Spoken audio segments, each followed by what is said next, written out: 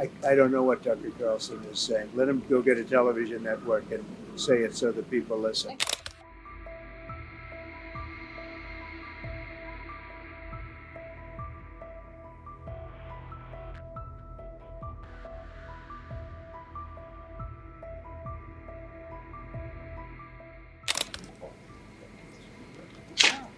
Oh no. Oh, come on, sir. Full Just camera. come on. Go. In front of you. Full camera.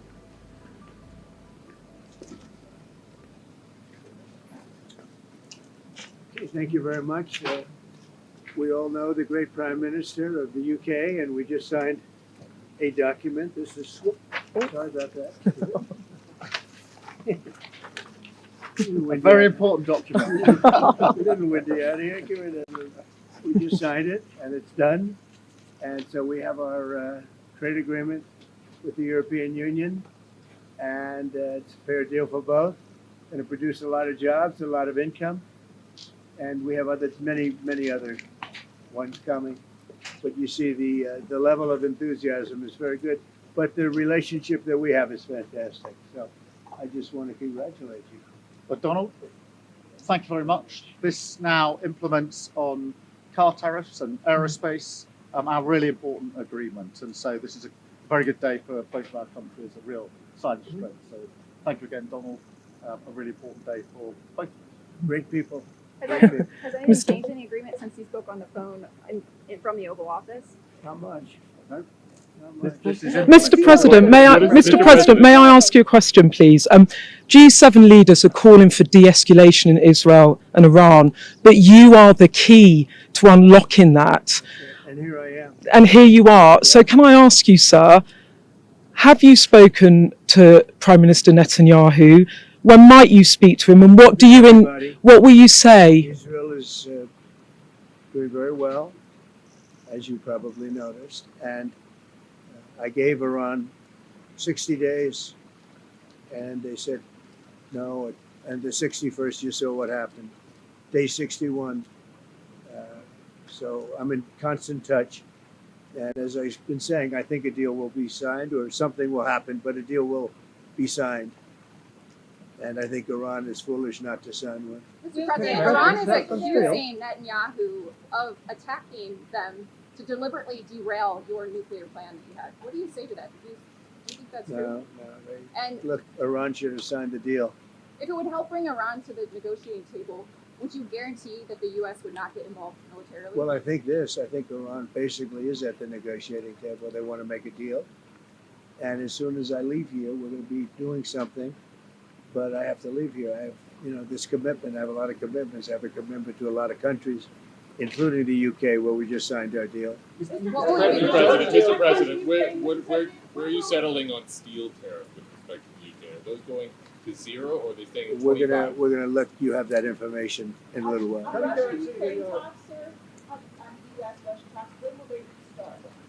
They're starting already. Mr. President, do you agree to the European push to apply more sanctions on Russia? Does the US support that?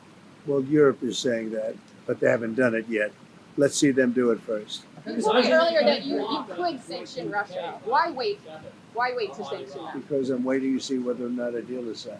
Can you guarantee the UK won't be subject? And don't forget, sanctions cost us a lot of money.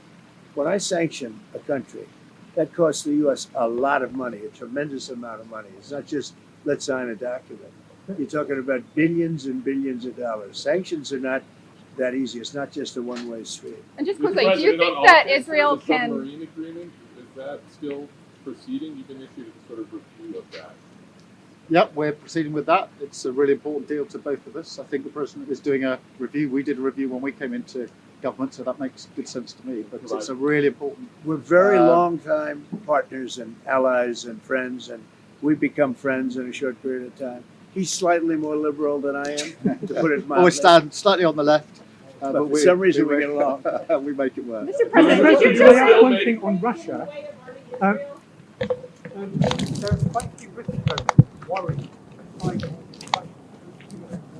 Can you reassure me that No. I don't. Saving lives.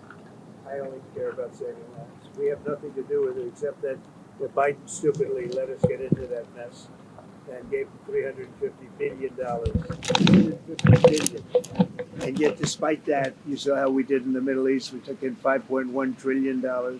We have $15 trillion almost, looking around that number, going to be invested in the U.S. So the money is not the thing in this case. It's 5,000 young people are being killed every week in Russia, Ukraine. And if I can stop that, I'll be very happy. They're Ukrainian and they're Russian.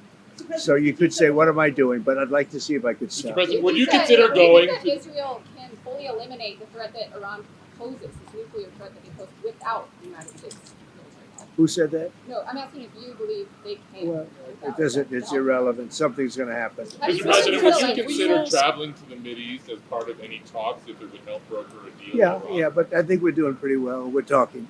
You don't think We you'll have a need thing called the telephone, so we're talking. But Mr. President, do you think you it's can- always better to talk in person. Mr. President, do you want to see regime change in Iran? I want to see no nuclear weapon in Iran, and we're well on our way to making sure that happens. And Mr. we've had a President, discussion about do that you this think morning. There's you a can in the de-escalate? G7 absolute clarity in relation to the nuclear program. We do not want to see it. Mr. President, millions of people are so anxious about. What? The UK is very well protected. You know why? Because I like them. That's why. That's their ultimate protection. Thank you very much. The Prime Minister's done a great job. I want to just tell that to the people of the United Kingdom. He's done a very, very good job. You know, he's done what other people, they've been talking about this deal for 6 years, right? 6 years. And he's done what they haven't been able to do. So he's done really a very good job. One more Canada, now response that to you're Tucker here, do you still think it should be Carlson a 50-50 criticizing you, saying that you were complicit in the war. I don't know what Tucker Carlson is saying. Let him go get a television network and say it so that people listen. And quickly, have you Thank you. spoken to Zelensky before your bylaws? Yeah, a lot of them. Japan? A lot of them. Good happen. How'd it What go with happened? the Japanese, sir? Well, Thank you. So, I've been thinking this for the past 8 years, and I've thought it more frequently this year. What motivates you to keep going? Who the hell knows? I don't know. I just want to be with people like this. There's so much love in this room. So much love, right? Isn't it amazing? No, it's pretty easy. I could have a lot of different, I have a lot of alternatives. I could be in a beautiful beach with the waves hitting me in the face and all that boring stuff. And I've been there, and you get very bored pretty easily. I have one thing in mind. It's called Make America Great Again. That's all I think about.